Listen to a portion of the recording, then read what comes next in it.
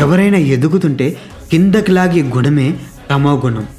ఈరోజు మనం తమో గుణం గురించి పూర్తిగా తెలుసుకుందాం. తమో గుణం అంటే ఏమిటి? సాధారణంగా ఏ విషయాన్ని అర్థం చేసుకోకపోవడం, సత్యాన్ని సరిగ్గా గ్రహించలేకపోవడం.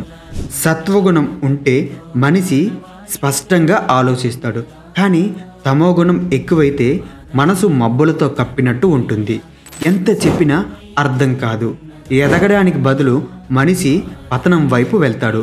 వేదాలు ఈ తమోగుణం గురించి ఏం చెప్తున్నాయి అంటే, మనలో తమోగుణం ప్రభావం ఉన్నప్పుడు మనం దేనిని కూడా యథార్థముగా గ్రహించలేము. అయితే ఒక ఉదాహరణ చెప్తా. మీ అందరికీ తెలిసిన విషయమే, మన తాతలు చనిపోయారు. మనం కూడా ఏదో ఒక రోజు చనిపోతాం. మన పిల్లలు కూడా చనిపోతారు. అంటే మరణం తప్పదని అందరికీ తెలుసు.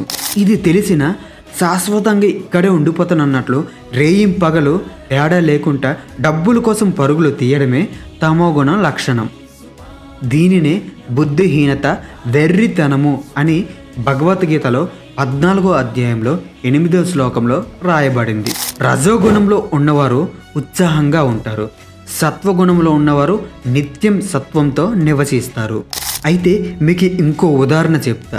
వేదాలలో సాధారణంగా 6 గంటలే నిద్రపోవాలని రాసింది. అయితే తమోగుణం ఎక్కువైతే రోజుకి 10 నుంచి 12 గంటల వరకు నిద్రపోతారు. అవసరానికి మించి నిద్రపోవడం, నిద్ర సరిపోక డిప్రెషన్లోకి వెళ్ళిపోవడం, మత్తు పదార్థాలకు అలవాటు అవ్వడం, మనం రోజు చేసే పనుల మీద బద్ధకం రావడం, ఇవన్నీ తమోగుణం యొక్క లక్షణాలు. ఇంకా సింపుల్గా చెప్పాలంటే జ్ఞానాన్ని పక్కన పెట్టి సోమరపోతులా తయారవడమే తమోగుణం.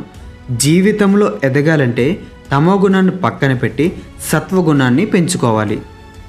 ఓం నమో భగవతే వాసుదేవాయ నమః.